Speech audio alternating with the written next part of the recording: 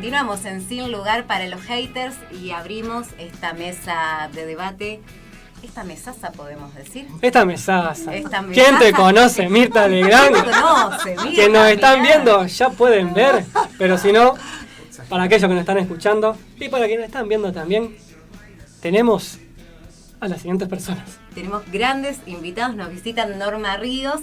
Ella fue integrante de la comisión directiva del Museo de la Memoria, actualmente presidenta honoraria de PDH Argentina. Nos acompaña también Roberto Becerotúa, concejal mandato cumplido, quien junto a Daniel Luna y a otros concejales fueron claves en el momento en que se peleaba la ordenanza para la creación del Museo de la Memoria. Fueron algunos de sus impulsores. Por supuesto que también nos estamos olvidando de muchísima gente que fue parte de ese proceso de lucha, pero que ahora también vamos a dar cuenta. Y Lucas Mazzucco nos acompaña también, quien es director del Museo de la Memoria desde el año 2022, si no digo mal. Estaba pensando, hay mucha gente que sí tiene que ver en lo que fue la lucha por el museo, pero veámosle el lado positivo de la ley de bases. Podemos expropiar un terrenito, en 60 días no nos responden, ahí está. Tenemos un terreno, nos lo damos para alquiler y ahí invitamos. Chao. No hacemos un programa, hacemos un recital de Sin Lugar para los Haters. Le podemos buscar ese lado bueno. Claro. Y bueno, hoy queremos conversar con ellos porque hace muy poquito, el 2 de mayo, en una sesión del Consejo se aprobó por unanimidad, hay que destacar esto, la modificación de la ordenanza del Museo de la Memoria, que entre otros puntos, lo que sienta esta modificación es que el lugar, el sitio donde funciona el Museo de la Memoria, sea un sitio definitivo más allá del gobierno de turno. Y creo que esto es un gran logro. Antes que nada, bienvenidos, bienvenidas. ¿Cómo andan? Buen día, muy bien. Gracias. Una creo que necesaria aclaración, porque nosotros le damos muchísima importancia a eso. Lucas Mazzucco es director por concurso. Sí, Público. Primera cuestión. Y el compañero acá ha sido, junto conmigo, en mi último mandato de comisión directiva, también fue miembro de la comisión directiva. No, eso quería aclarar porque me parece importante. Y que por supuesto son cargos totalmente ad honorem. Exacto, sin lugar a dudas. Sí. Roberto, ¿qué significa esta modificación de la ordenanza? Recién mencionábamos uno de los puntos, pero vos que fuiste parte de ese proceso de lucha para la creación del Museo de la Memoria, quiero que nos cuentes y les cuentes a nuestros oyentes qué significa, qué implica. Bueno, en primer lugar, la ordenanza que se aprueba en 1998 no era la ordenanza deseada en un 100%, era la ordenanza posible en función de los consensos que había que... Posiblemente si la hubieran redactado los organismos de derechos humanos y esta norma presente, quizá hubiera sido una ordenanza muchísimo mejor. Pero cuando uno tiene que consensuar políticamente entre varios bloques, hay cosas que resignás, hay cosas que avanzás, que acordás, etcétera, etcétera, etcétera. Por lo tanto, dicho esto, quiere decir que una ordenanza de este tipo, a medida que pasa el tiempo, se puede ir adecuando, se puede ir perfeccionando. Es que no está clavada en el texto inicial, sino que uno sabía que lo que no pudimos en el 98 sí iba a poder más adelante. Por lo tanto, con la presencia permanente de los organismos, que no solo fueron protagonistas, sino testigos, y siguen siéndolo, evidentemente, y al crearse, que fue sí un proyecto de Daniel Luna, al crearse la Comisión de Derechos Humanos del Consejo, previamente se creó la Comisión Pro Museo. Gracias a eso, con todos los organismos, le pusimos un peso institucional, civil importante a los bloques que estaban medio... Una comisión que todavía existe. Comisión, exactamente. Entonces, se crea la comisión. Daniel Luna fue el primer presidente de esa comisión. Por lo tanto, lo bueno es que se instaló el tema para siempre en el Consejo. se instaló el tema para siempre. Así que esta modificación, que en realidad puede hablar mejor que yo Lucas, especifica más sobre las atribuciones de la comisión directiva. Para siempre dice, ese es el lugar para toda la vida, ¿no es cierto? Que nosotros no lo hemos puesto porque la ordenanza inicial no estaba en el lugar. Habíamos puesto que los organismos de derechos humanos y el Ejecutivo vieran qué lugar en Rosario. Había que, no queríamos esperar hasta que apareció Moreno y Córdoba con todo. Es una historia aparte muy interesante para contarla, ¿no? Me quiero detener en ese punto, sí, porque no es menor, porque esta nueva ordenanza, lo que está comentando, bueno, vamos a hacer un poquito informal, el querido Vasco, es que se establece su sede definitiva en Moreno y Córdoba, y también como un activo sitio de memoria, lo cual no es menor. Y quiero detenerme en este punto porque recordemos que previo a lo que conocemos ahora, era un bar Rockefeller, ni más ni menos. Y ahí me quiero ir, Norma, a que nos cuentes un poco cómo fue transitar esa época de resistencia, de lucha, de pelear y de decir, acá no puede haber un bar Rockefeller con la historia que hay.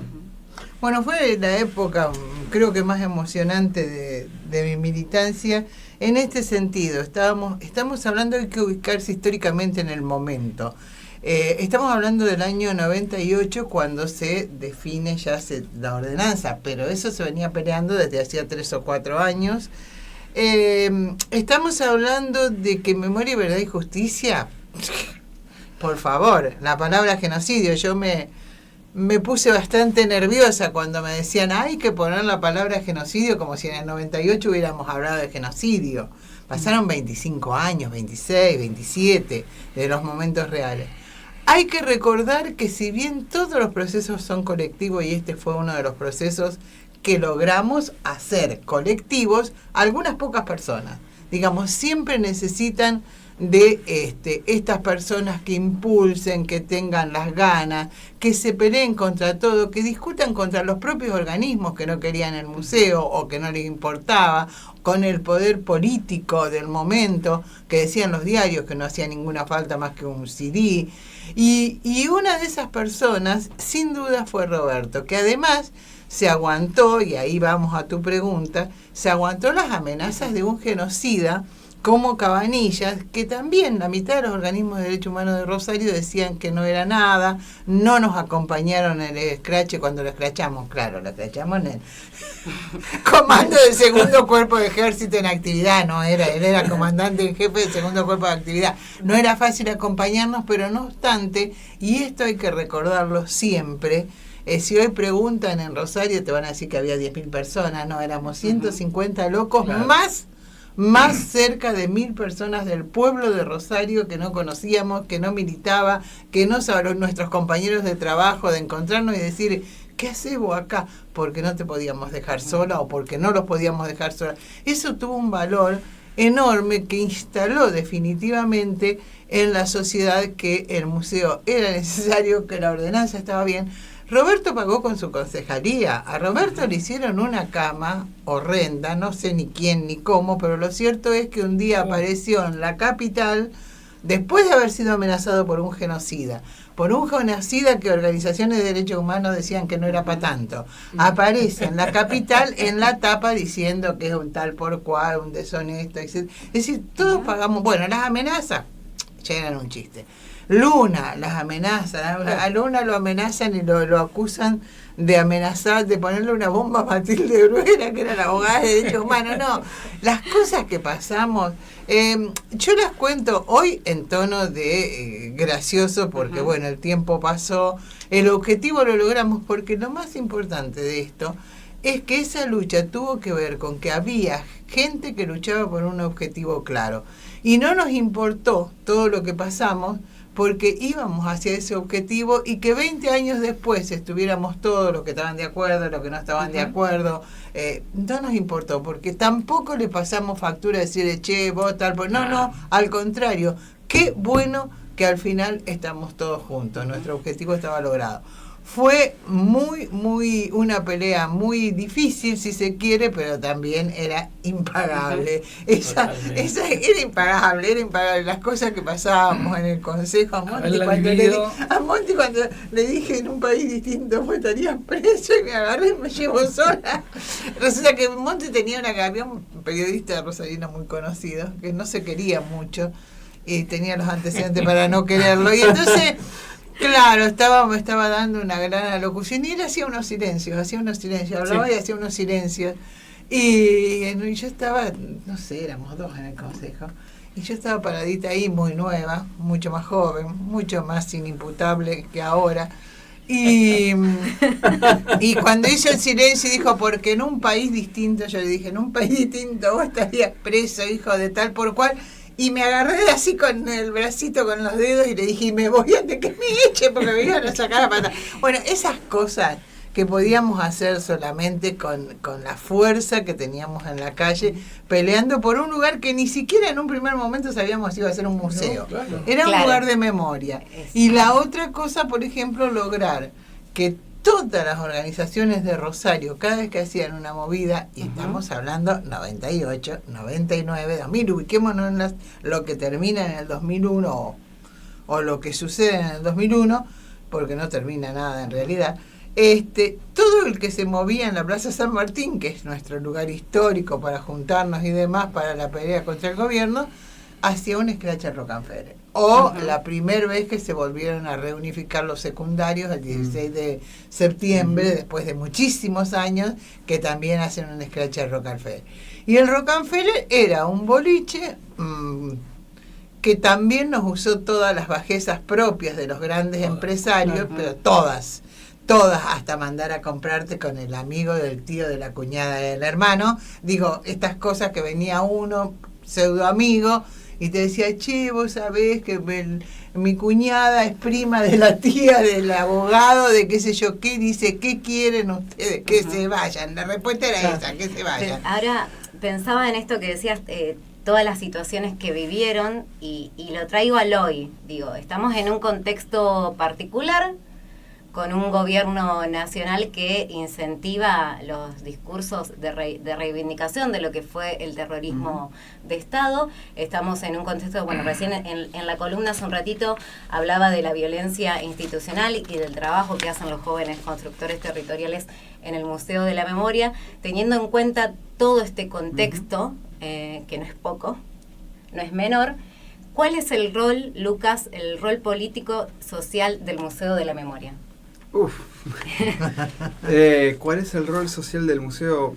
En realidad, el hoy del museo es siempre hay un hoy para el museo. De hecho, bueno, lo que contaba el Vasco, le contaba Norma, de la ordenanza posible y cómo llega hoy a sus 25 años, bastante bien llegó esa ordenanza posible a sus 25 años, pero justamente contaban acá los compañeros, no existía. Primero estaba en vigencia la ley de impunidad y los decretos, los indultos en el 98, no había ni la más mínima posibilidad de que se abriera un juicio.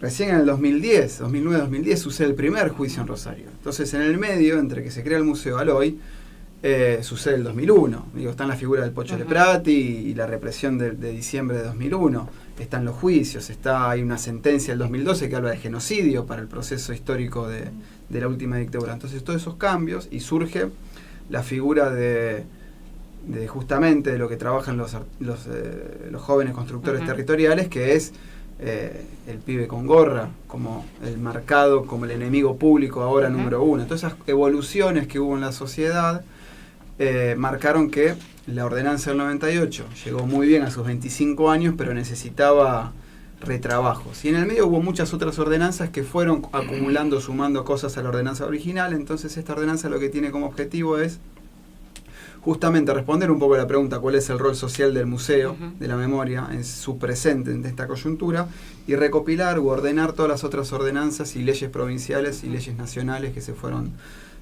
dando. Básicamente yo creo que el rol social que tiene hoy en día el museo sigue siendo el mismo que en el 98. Ser una escuela de derechos humanos, ser una caja de resonancia de lo que está pasando hoy en día en la sociedad de nuestra comunidad, no pasar de largo a lo que está pasando, justamente lo que está sucediendo en nuestra sociedad, no ser un mausoleo, sino de ser un escenario activo para recibir y para generar efecto público en lo que está pasando hoy en día. Nosotros no vamos a cambiar a la policía, no vamos a cambiar a los discursos públicos predominantes, la hegemonía, pero sí somos un espacio contrahegemónico, incluso en aquellos momentos en que memoria, verdad y justicia era supuestamente hegemónico, ¿no? En las políticas públicas. Incluso ahí decíamos, che, hay cositas que estamos rumbeando mal, ¿no?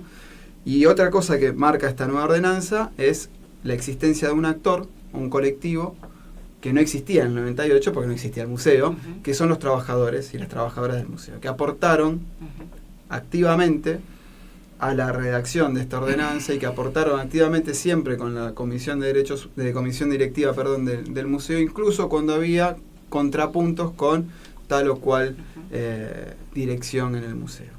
Entonces ese actor que justamente pone en actividad esta idea de ser escuela, de ser espacio de mediación, de ser espacio de diálogo intergeneracional y ser espacio de activación del hoy, es lo que más yo rescato hoy en día como principal baluarte, muy por encima de cualquier director o directora que pueda estar en algún momento, aunque haya sido concursado. Roberto, bueno, algo mencionaba Norma respecto de las tensiones, de cómo fue comenzar dando esa primera batalla, así que para ampliar, si nos puedes graficar un poco, desde que se toma, desde dirigentes políticos, como tu caso, este compromiso por el Museo de la Memoria, ¿cómo era transitar luego la labor en el Consejo, ya con ese compromiso asumido en esa época?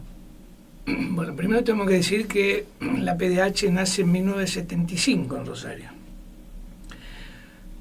Esa lucha marca un antes y un después en Rosario en la lucha por los derechos humanos. A un día, digo yo, tenemos que reivindicar a todos sus fundadores, diríamos, porque está la nacional, pero la nuestra también fue muy importante. Miguel, que era uno de los que venía en esa época, es presidente honorario conmigo. Mirá. Bueno, de ahí en adelante ellos fueron marcando un camino. Y yo estaba comprometido a fondo, pero no porque pertenecía al partido de Raúl Alfonsini, teníamos nuestro programa rechazar la automistía, sino mucho tiempo antes. Hoy no hay tiempo. Yo traje algunas constituciones provinciales que se reformaron en los 80, mucho antes del 98, en donde dicen específicamente qué hay que hacer con los genocidas. O sea, no dice terrorismo de Estado, con los genocidas que forman parte de un gobierno, de un Estado como es la institución militar, y los civiles que participan en esos golpes. Está muy bueno, en la Constitución Nacional, en las provinciales, esta de la ciudad de Buenos Aires, fíjate vos, después acá tengo de la provincia de Buenos Aires también. Esas personas, esos civiles que acompañan los golpes, a los militares por supuesto que tienen que estar presos, cumplir la pena, y a los civiles quedan inhabilitados de por vida. Esto es algún día tenemos que hacer una charla en el museo sobre la legislación ya anterior en la que también fueron marcando un camino. Claro. Incluso hablando con Noemí Berros, que ustedes la conocen, ¿no? La jueza Noemí Berros, sí. Ella siempre me recordaba como ahora el Consejo va a declarar visitante distinguido a Balsa, general Balsa. Ella dice, yo lo tuve de testigo en la causa Guerrieri II. Y Balsa da un perfil doctrinario interesante cuando ella le preguntaba. Él habla de la necesidad de la desobediencia. La desobediencia es un tema moral, que en la historia argentina hubo dos grandes desobediencias sin las cuales Argentina no hubiera existido. Una, la de Belgrano, desobedeció a la Junta, si no al norte, ya estaría ocupado, seguiría ocupado, no sé, por los españoles. Y el otro fue San Martín, que desobedeció también porque querían que se volviera a luchar contra Artigas. Entonces dice que un militar de bien es una cuestión moral, dice Balsa. Yo tengo acá las declaraciones que hizo ante estos tribunales, donde Balsa dijo que habiendo tantos miles y miles de militares de todos los grados, ¿no?, que aceptaban la orden del genocidio, o sea, el plan Cóndor, lo aceptaban como que no podían decir que no. Entonces él dice que es una inmoralidad de un militar practicar violaciones a los derechos humanos. Es interesantísimo. Bueno, hay muchas cosas no obstante, anteriores. Él se hizo el estúpido todo lo Sí. posible. Nada más que dejarlo dejarlo escrito está muy bueno, porque después cuando nosotros teníamos yo era director del gobierno de Alfonsín, después fui director nacional de desarrollo cooperativo, y teníamos un sueño muy, siempre lo cuento, un sueño, vivíamos de sueños, recuperar la democracia, era sacarle todas las tierras al ejército. En yo asumí en abril de 1984, porque con un plan de colonización cooperativa en todo el país, 1.100.000 hectáreas, ¿no? Pero yo era tan inocentemente feliz que los Cabanillas estaban en el 98, imagínate en el 84, todavía en cada regimiento, en cada... estaban todavía los genocidas ahí porque se iban juzgando, pero la debilidad era muy grande. Solo pudimos colonizar 60.000 hectáreas en Neuquén, con los pueblos originarios adentro, muy bueno eso, 25.000 hectáreas en La Pampa, el Albardón, 5.000 hectáreas en provincia de Buenos Aires, y seguía mi pueblo, 14.000 hectáreas del ejército de mi pueblo. Y no llegamos porque la debilidad ya de nuestro gobierno, ahí la población que también ya estaba con algo habrán hecho, y seguían con eso, gran parte, la debilidad era muy importante. Por lo tanto uno veía que se nos iban cayendo los sueños. En el 2020. Claro. Ahora, entonces termino diciendo esto. Por lo tanto, esta ilusión de decir el nunca más tiene que estar, como dice Lucas, en la conciencia, en la memoria y en la educación de las generaciones venideras.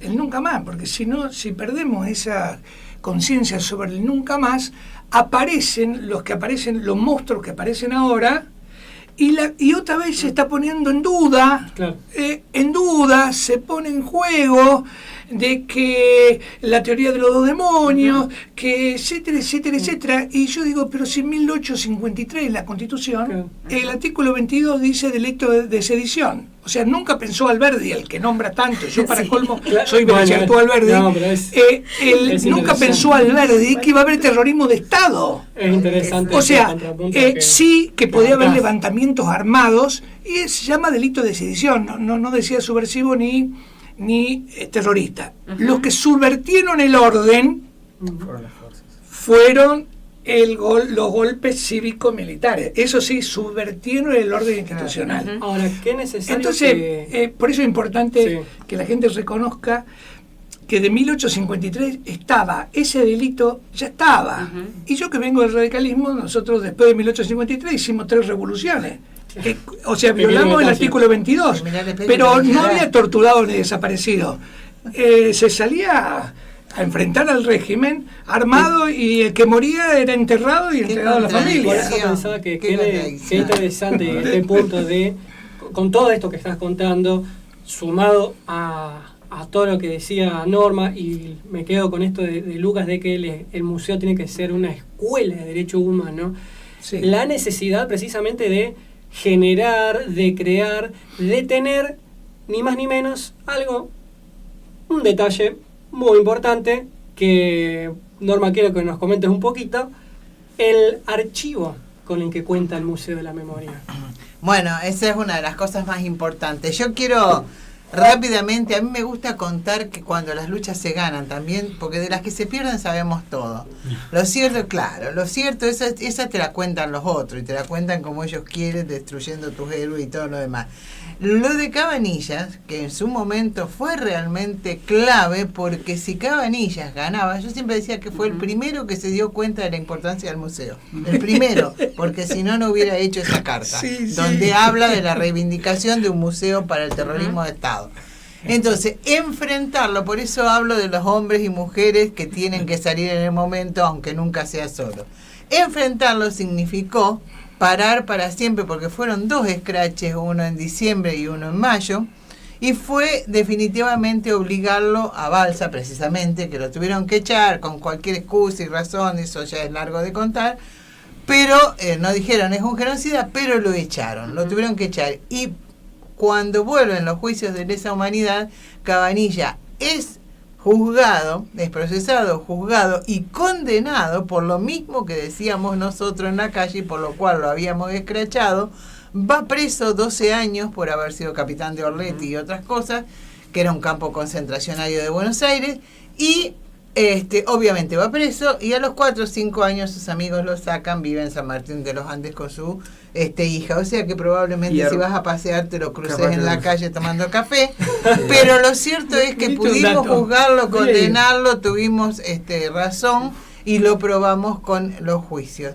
Eso es una cosa. La otra, perdona, que creo que ya me olvidé lo que me preguntaste. Lo del archivo del museo. Bueno, lo del archivo del museo, para nosotros particularmente como APDH es importantísimo. En ese museo hay cosas desde el archivo de Rubén Naranjo, el archivo de Darwina Galiquio, de Madres, él sabrá mejor que yo, pero digo, es un acervo documental impresionante. Para nosotros es vital porque yo ahí pude poner miles y miles y miles. Cuando vos entras a la oficina de documentales, ves un montón de cajitas azules que dicen APDH, que no solo tienen toda esta historia, toda la historia de los scratches, toda la historia de la resistencia por ahí del 97, o algunas hay algunos documentos desde el 75, 77 en adelante, pero mucho de esta época de lucha, sino de todas las luchas de Rosario. Hay de lo que pasó en el 2001, hay, qué sé yo, de todo lo que en ese momento, porque nosotros, cuando la masa está en alza, no hay una sola lucha y los otros están en la casa. Era constante, era todas las áreas de la sociedad. ¿Y por qué lo recalco tanto y por qué recalco tanto esto de no ya resistencia, como decía el otro día, sino de la lucha? Determinemos con la resistencia, porque después también a veces los gobiernos, aún los mejores o con mejores intenciones, generan una historia en la cual borran a protagonistas. Y esto es muy doloroso y lo paga el pueblo, porque la gente que luchaba por el museo era de todo tipo. Nadie le preguntaba qué pensaba, qué ideología tenía cuando estaba ahí enfrente en una actividad oponiéndose al genocidio. Entonces y creo que hubo mentes que se cerraron demasiado tiempo. Por eso es tan importante una ordenanza que fue votada en forma absolutamente, digamos, unánime. Menos mal que tengo ayuda. En forma unánime, aún sabiendo porque que hay gente que va a seguir su curso, que va a seguir apoyando. Digo, esta experiencia que está contando Roberto, Radicalismo, la única organización en la Argentina que hizo 1, 2, 3 revoluciones armadas, y que después hoy miren dónde los tenemos. Es decir, los procesos históricos no tienen que ver precisamente con 1 o 2 loquitos. Y yo insisto en esto de la lucha y recordar estos momentos tan duros y cómo los pudimos superar en un momento en que la sociedad está angustiada, desesperanzada, desesperada y creyendo que lo que nos pasa no va a cambiar nunca. Por supuesto, si los traidores son los que votamos y están en diputados votando algo como el DNU, pero creo que aún aquellos que han votado a Milei engañada, porque estamos hablando de gente que votó el genocidio, votó a la Villarroel, una mujer que reivindica el genocidio, el propio presidente reivindica el genocidio, reivindica todo lo malo del mundo. Yo no sé cómo hace para poder hacer eso. Reivindica a la asesina del Belgrano. Claro, reivindica a la Thatcher. Digo, miren que hay algo que más horrible que reivindicar a los ladrones de bebé después de matar a las madres o a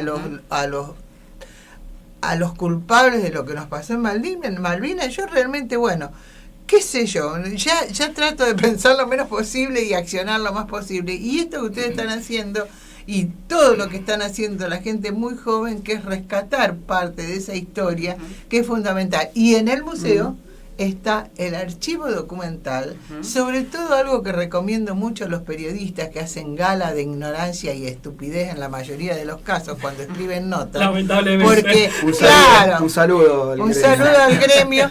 En su mayoría, digo, obviamente siempre hablamos de las honrosas excepciones, históricos militantes que han trabajado y han peleado sus espacios de periodistas y sus medios. Pero realmente, cuando hablamos de obediencia debida, Roberto, hablamos de todos los Totalmente. Es decir, a mí no me cabe duda las presiones que recibe Luca, las presiones que reciben la mayoría de los concejales. De eso, miren, yo en este momento hablo ni siquiera de los otros, hablo de los otros y de los propios. El otro día alguien me hablaba de hipocresía, le digo, mira, a mí la hipocresía ajena no me importa porque es el enemigo, a mí lo que me molesta es la hipocresía de los propios, que nos queremos cambiar la historia todos los días para quedar bien, ¿no, muchachos? Yo, rápidamente, no te lo dejamos que dijo hablar. antes Luca de la reforma de la ordenanza, en donde se vuelve a ratificar que el museo es autónomo, es independiente de los gobiernos de turno. ¿No te imaginas como el peligro que siento? Que la ESMA no se hizo autónoma. La ESMA depende de la presidencia de la República. No digo más nada. Está dependiendo de Milei, de la Villarroel, etcétera. Lamentablemente. Se inspiraron un poco en la ordenanza del 98. Tiene comisión directiva, tiene mesa de organismos, el sitio de memoria ESMA, pero la dependencia funciona, la designación de la directora, el director y todo, depende del secretario de Derechos Humanos, que depende del ministro o ministra de Justicia, que depende del presidente o presidenta de la Nación. No es como este. No hay concurso. Sí, claro, pero nosotros a través de la PDH Nacional tenemos ahí toda una experiencia que es bastante... Y quiero rescatar esto del director, que además Lucas, que no solo rinde... bien de mí. Claro. Lucas gana su concurso con una súper brillante programa, manifestación, creo que esta defensa que se hace... Fue brillante, yo lo cargaba porque decía yo creía que era tan brillante. Pero además es un hombre formado en el museo. Exacto. Bueno, vayamos a eso. Hay un punto en otras entrevistas, te he leído, escuchado mencionar el tema de hay que partir del concepto, el punto de partida tiene que ser el concepto de genocidio, esto que veníamos hablando. Sí. Bueno, para que nos están escuchando, ¿por qué ese debe ser el punto de partida? Bueno, para no hacerla muy larga, es un concepto central en términos académicos, pero también en términos políticos y en términos jurídicos. Genocidio, primero, que es el primer concepto que los propios sobrevivientes, los propios organismos, los propios familiares, con la CADU, la Comisión Argentina por los Derechos Humanos del 81, creo, ya plantean el proceso argentino como un proceso genocida. Y eso cambia toda la historia previa del país. Todos los golpes de Estado anteriores no fueron un proceso genocida, este sí. ¿Por qué? Porque justamente lo que marcaba el Vasco, marcaba Norma, la idea de transformar la sociedad y darle nuevas bases identitarias, políticas, culturales, económicas a la sociedad para que ellos también generaran un nunca más a la resistencia peronista, nunca más a la impugnación de la izquierda, nunca más al movimiento obrero organizado. La dictadura cívico-militar con su genocidio también pretendió un nunca más. El pueblo argentino después le respondió que no había ese nunca más. La cuestión acá, en lo que tratamos de hacer desde el museo, lo importante del genocidio, la idea de genocidio es que te permita ser entendible, inteligible y también palpar en el día a día, en el hoy, que la violencia del Estado en el 76-83 no arrancó un 24 de marzo, ni termina un 10 de diciembre. Exacto. Que tenemos consecuencias en el hoy. de ese proceso, de esa política económica. Si hoy tenemos los problemas que tenemos estructurales en la economía, de desempleo, de informalidad, de inflación, de deuda externa, de concentración económica, de no tener acceso a la vivienda propia, etcétera, etcétera, etcétera, si rastreamos ese hilo conductor, lo vamos a encontrar en la política económica de la última dictadura. Y eso es un genocidio. Eso es uno de los puntos que nos ayuda a entender a la última dictadura como un proceso genocida. Que la violencia que logró una escala de barbarie y de despliegue inaudita tenía un sentido. Y ese sentido fue un plan económico, político y cultural sintetizado desde nuestro punto de vista en la idea de genocidio. De hecho, Noemí Berros recupera toda esa lucha de los organismos de años de hablar de genocidio mientras nadie más hablaba de genocidio, y lo plasma en su resolución judicial del 2012, y esta ordenanza, que en el 98, por obviamente el contexto de los 90, no planteaba la idea de genocidio, ahora sí lo plantea. Entonces plantea los objetivos del museo es construir memoria sobre el 76-83, pero sabiendo que hay raíces históricas profundas y que hay consecuencias políticas hasta el presente. Y eso, el ayer, el hoy y el mañana, lo sintetiza la idea de genocidio. Y probado por la PDH en 2 juicios que estamos llevando adelante, 1975 Villa Constitución, 1984 Laguna Paiva y posteriores. O sea, nosotros como organización tenemos... La otra noche estábamos en el museo y empezaron a tocar temas y yo codeaba a los chicos y le dije, pero caramba, dije otra cosa que no era caramba, pero caramba, la PDH tiene todos estos casos, todo lo que empezaron a nombrar Villa, violencia, los casos los tenemos nosotros, y después nos preguntamos por qué no nos alcanza ni el día ni la noche. Claro. Espero que no haya dicho carajo, porque ya es una palabra que ya es propiedad de... Es mi palabra sagrada. No es propiedad de carajo toda la vida, la dije cuando nadie sabía ni lo que quería decir. Tenemos que buscar en el diccionario. Siempre lo digo. Les agradecemos muchísimo por haberse llegado hasta la radio, realmente a esta hora, que es un plus mayor. La próxima por teléfono. La próxima la hacemos. No, nos parecía importante tenerlos aquí, como decíamos al inicio de la nota, son actores principales, fundamentales de la lucha por el museo, y no podíamos no invitarlos. Realmente, cuando estamos hablando a una semana de que se apruebe esta modificación de la ordenanza, nos parecía fundamental poder tenerlos aquí, así que les agradecemos. Norma Ríos, Roberto Bereziartúa, Lucas Mazzucco, protagonistas esenciales del Museo de la Memoria.